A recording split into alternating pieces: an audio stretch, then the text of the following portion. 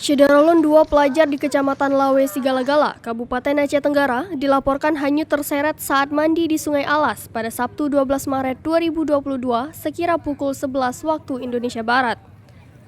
Penghulu Kute Salim Pipit, Pegedang, mengatakan 2 korban yang hanyut merupakan pelajar asal desa Lawe Loning Aman, Kecamatan Lawe Sigala-Gala, berinisial SD, dan satu lagi asal desa Kampung Bakti, Kecamatan Sukamakmur.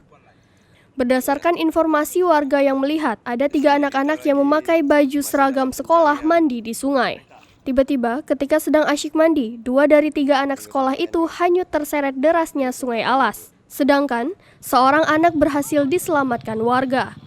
Menurut Pegedang, saat ini beberapa masyarakat naik sampan menyisir daerah aliran Sungai Alas Salim Pipit. Namun, kedua korban masih belum ditemukan. Kalau dapat pancing lain nanti bawa ya, 2 orang ayo. Dapat pancing.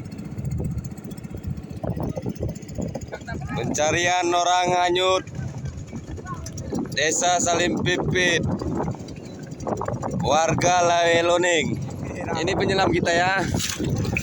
Nah, ini tukang selam kita nih. Ini penyelamnya nih. Sudah kita sebarkan penyelamnya. Dari Kutacane, Asnawi Lui, Serambil.